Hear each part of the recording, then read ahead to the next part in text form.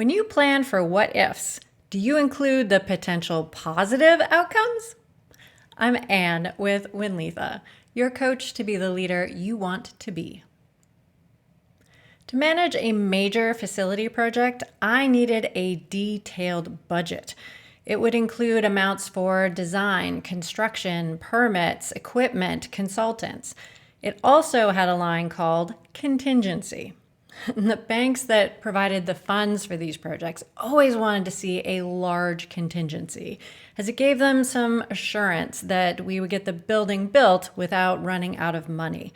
My clients would also ask about the health of the contingency, as they too saw it as insurance to overcome problems and cross the finish line.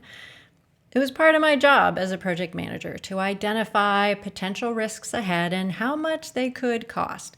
We might find something underground we had to remove, or uncover hazardous materials to abate, or have unusually bad weather slow us down and then have to pay overtime to catch up on the schedule. But another part of my job was to identify potential wish list items.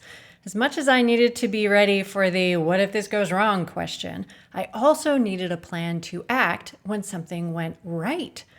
When could we swap our order and get the higher quality carpet, or tack on more Wi-Fi hubs, or incorporate public art? I was often surrounded by people who only saw the contingency as a safety net in case of emergency. But when I could remind them that it was equally plausible, it might fund upgrades and expansions, then I felt we had more positive energy around the whole process and more anticipation for opening day.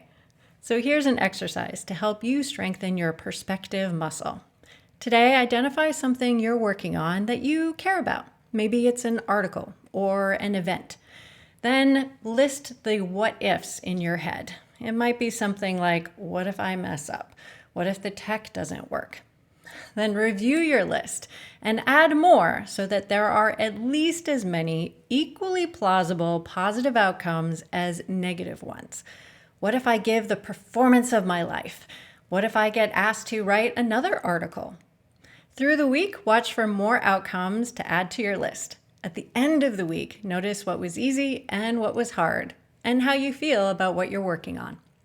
Click the like button to let me know that this resonates with you, and use the comments to share your thoughts. I'll see you next week with another strength training exercise for your leadership muscles.